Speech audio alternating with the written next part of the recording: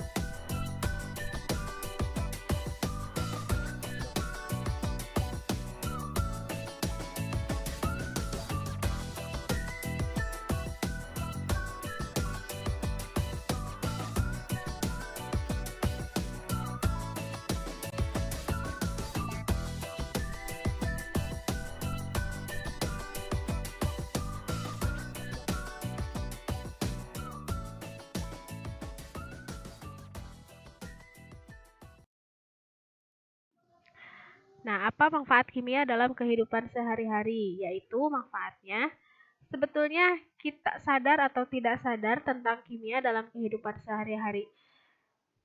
Karena ada kalanya kita tidak tahu itu merupakan unsur kimia. Nah, dalam kehidupan sehari-hari, air saja itu juga merupakan unsur kimia. Jadi, unsur kimia itu bukan hanya obat-obatan, bukan hanya zat-zat, bukan hanya bom, bukan hanya larutan-larutan yang sulit, tapi yang tiap hari kita pakai juga itu termasuk ke dalam. Nah, kemudian aplikasi kimia dalam kehidupan. Kita lihat di sini ada contoh-contohnya, sebetulnya banyak, tetapi yang Ibu bahas hanya 6 saja. Yang pertama ada kimia anorganik, kimia anorganik ya. Kalau kimia organik itu adalah terkait kimia yang dapat didaur ulang ya, kurang lebih seperti itu. Nah, jadi kalau anorganik tidak dapat didaur ulang, contohnya plastik, kemudian ada lagi sebetulnya besi juga termasuk ke dalam anorganik ya, bukan organik. Kalau organik mungkin itu sudah jelas, biasanya itu sisa makanan, kalau di dalam sampah ya, sisa makanan, kertas, kemudian sisa limbah. Nah, limbah yang dari pabrik itu masuknya ke kimia anorganik sebetulnya yang bisa mencemari lingkungan. Nah, kemudian kita masuk ke kimia fisik. Berarti ini kaitannya antara kimia dengan fisika. Contohnya, ketika naik sepeda motor. Naik sepeda motor itu kecepatannya itu adalah fisikanya. Nah, kalau kimianya itu ada di bensinnya kimianya. Jadi kita bisa membedakan apalagi kalau laki-laki biasanya lebih tahu kalau pakai bensin Pertalite dengan Pertamax itu ada perbedaan di dalam proses dalam motor tersebut. Jadi Katanya kalau pakai Pertamax itu enaknya lebih ringan dibandingkan dengan pakai Pertalite itu ya. Jadi itu masuk ke kimia fisik. Apalagi ke residunya. Contohnya ada yang solar, ada yang Pertamax itu kelihatan banget. Kalau solar itu ada sisa residunya banyak. Sisa residunya artinya asapnya lebih banyak dibandingkan dengan yang Pertamax. Kemudian yang keempat ada biokimia, berarti terkait tentang materi biologi dengan kimia. Nah, kalau kita punya sakit emah nih, makan obat, minum obat itu sifatnya basa. Sedangkan yang ada dalam tubuh kita itu adalah sifatnya asam. Nah, jadi itu dinetralkan dengan obat yang bersifat basa. Itu masuknya ke biokimia. Kemudian ada juga kimia analis. Kimia analis ini terkait menganalisis bahan-bahan yang ada dalam suatu senyawa. Contohnya, nah sekarang lagi musim COVID ya, lagi musim COVID, yang dianalisis itu apa? Contohnya kita ada tes swab antigen atau tes PCR. Nah, dari lendir yang ada dalam hidung kita itu analisis apakah terkandung virus atau tidak itu. Nah, itu kimia analis itu bergabung di sana. Dan yang terakhir, ini adalah kimia industri. Kimia industri itu terkait ke dalam kimia yang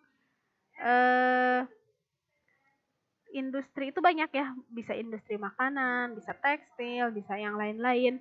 Contohnya, kalau zaman dulu sebelum ada pengawet, industri makanan itu hanya bisa bertahan sampai 3 hari saja. Nah, tetapi setelah adanya pengawet, jadi makanannya itu bisa lebih berbulan-bulan, bertahun-tahun, bisa lebih awet. Nah, itu masuk di kimia industri. Sebetulnya banyak. Nah, karena waktu kita sedikit, kita lanjut. Kemudian di sini kita masuk ke materi atom. Berdasarkan pengertiannya, atom adalah suatu satuan dasar materi yang terdiri atas inti atom serta awan elektron bermuatan negatif yang mengelilinginya. Jadi inti itu ada di tengah dan ada elektron yang mengelilinginya di sekitarnya. Di sini ada contoh gambarnya. Nah, inti atom terdiri atas proton yang bermuatan positif dan neutron yang bermuatan netral. Jadi intinya itu terdiri dari proton dengan neutron. Nah, kalau dalam tubuh kita contoh atom itu adalah sel. Jadi bagian terkecil dari makhluk hidup. Nah, kalau atom itu bagian terkecil dari suatu materi. Materi itu contohnya ketika kita punya besi itu dipotong kecil-kecil sampai paling kecil. Nah, sampai tidak bisa dipotong lagi itu disebut atom. Jadi yang paling terkecil itu disebut atom dalam suatu materi. Nah, kita masuk ke struktur atom. Di sini proton, ada elektron, ada neutronnya. Kalau proton itu adalah bagian atom yang bermuatan positif. Jadi dalam atom juga terbagi-bagi lagi, ada proton positif. Kalau elektron muatannya adalah negatif, kalau neutron itu artinya netral. Berarti dia tidak bermuatan positif ataupun tidak bermuatan negatif. Nah, notasi atom. Nah, notasi atom ini digunakan untuk sebagai lambang. Jadi lambang itu terdiri dari nomor atom dengan nomor massa. Nah, jadi kalau lambangnya di sini ada X, nomor atomnya ada Z, nomor massanya itu adalah A. Berdasarkan gambar di sana ada yang berwarna hijau itu elektron, kalau yang merah itu adalah proton, kalau neutron itu berwarna putih. Berdasarkan letaknya, elektron berada di sekelilingnya, berada di luar. Kalau proton dan neutron berada di inti atom. Nah, proton dan neutron ini kalau disatukan, kalau dijumlahkan, maka dia akan menjadi nomor massa. Jadi nomor massa itu terdiri dari proton ditambah neutron. Nah, sedangkan untuk nomor atom itu sama dengan Z atau sama dengan proton.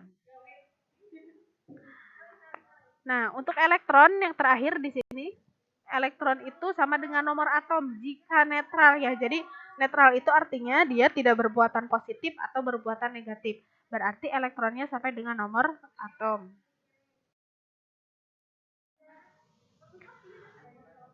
Nah, notasi atom contohnya di sini atom litium. Nah, atom litium itu lambangnya adalah Li. Nah, kemudian nomor atomnya dia 3, nomor atom itu yang di bawah dan nomor massa yang di atas. Nomor massa adalah 7. Nah, ketika ditanyakan berapa proton, elektron, dan neutronnya, kita lihat elektronnya dia ada 3, protonnya ada 3, dan neutronnya ada 4. Neutron dari mana, Bu? Neutron itu kan tadi dari massa dikurangi nomor atom, jadi 7 dikurangi 3. Nah, itu untuk litium. Nah, contoh nomor 2 yaitu atom natrium. Natrium nomor atomnya dia 11 dan nomor massanya dia 23. Nah, untuk proton, elektron, dan neutronnya kita lihat di sini atomnya netral ya. Netral itu artinya tidak ada positif, tidak ada negatif. Nah, elektronnya 11 dikarenakan sama dengan nomor atom. Protonnya juga dengan 11 dikarenakan sama dengan nomor atom. Nah, untuk neutron tinggal dikurangi saja. 23 dikurangi 11. Hasilnya adalah 12. Mengerti ya sampai sini? Nah, sekarang kita lanjutkan untuk yang ion. Nah, bedanya di sini ada yang disebut dengan notasi atom ion. Notasi atom ion itu bedanya jadi di atasnya ada angkanya. Angkanya bisa, kalau 0 tidak ditulis ya, angkanya ada 1, ada 2, plus 1, plus 2, bisa min 1, bisa min 2. Itu menandakan bahwa atom tersebut bersifat ion. Nah, ion di sini, contohnya di sini ada strontium, ionnya adalah 2 plus. Nah, 2 plus di sini berarti dia mempunyai ion plus 2. Nah, dari mana ion tersebut? Dikarenakan jumlah proton dengan jumlah elektronnya berbeda, makanya dia bersifat ion. Contohnya di sini Ki. Ki itu sama dengan 2. 2 itu artinya Sr-nya atau strontiumnya bersifat ion positif 2. Nah, bedanya dengan yang tadi, untuk proton dengan neutron jumlahnya pasti sama, tetapi elektronnya saja yang berbeda. Di sini elektronnya P dikurangi Q. Asalnya elektron itu sama dengan proton jika netral ya. Nah, sekarang karena tidak netral maka proton dikurangi Q. Jadi 38 dikurangi 2. Hasilnya adalah 36. Itu berarti jumlah elektronnya bukan 38 tetapi jumlah elektronnya 36 dikarenakan jumlah protonnya lebih 2 dibandingkan dengan elektron. Jadi kalau lebih 2 berarti protonnya 38, elektronnya 36. Nah, mengerti ya sampai sini? Jadi perbedaan untuk ion itu sebetulnya tinggal melihat proton dengan elektronnya. Kalau protonnya lebih banyak pasti positif. Kalau elektronnya yang lebih banyak berarti nilainya akan negatif. Karena proton itu tadi bersifat positif, kalau elektron bersifat negatif. Nah, silakan coba di rumah untuk latihannya. Di sini ada karbon dengan aluminium. Kalau karbon itu atom netral, kalau aluminium atomnya bersifat ion. Nah, yang netral ini kita lihat ada nomor atomnya 6, kemudian nomor masanya ada 12. Kemudian ada aluminium, ionnya ada 3+. Nah, latihannya silahkan kalian cari jumlah protonnya berapa, jumlah elektronnya berapa, jumlah neutronnya berapa dari atom C dengan aluminium tersebut. Jadi cari saja nomor proton, kemudian nomor elektron dengan nomor neutronnya dari karbon dengan aluminium. Itu untuk latihannya. Oke, sedikit lagi. Ini yang tidak tersampaikan di Google di Zoom-nya. Hanya sedikit. Ada yang disebut dengan isotop, isobar, dan isoton. Nah, bedanya iso itu artinya sama ya, isotop. Isotop itu artinya atom-atom yang memiliki jumlah proton yang sama. Itu namanya isotop. Jadi, kalau jumlah protonnya sama, namanya isotop. Kemudian yang kedua, ada yang disebut dengan isobar. Isobar itu adalah atom-atom yang memiliki nomor massa yang sama. Jadi, kalau massanya sama, nah, itu disebut dengan isobar. Kalian tinggal bandingkan saja antara satu atom dengan atom yang lainnya. Kalau massanya sama, itu disebut dengan isobar. Dan yang terakhir adalah isoton. Isoton, lihat aja ujungnya. Kalau ujungnya N berarti yang samanya adalah neutron. Nah, jadi isoton itu atom-atom yang memiliki jumlah neutron yang sama. Jumlah neutron itu tadi, jumlah neutron adalah jumlah massa dikurangi jumlah nomor atom. Itu adalah jumlah neutron. Kalau sama berarti itu namanya adalah isoton. Nah, contohnya kita lihat.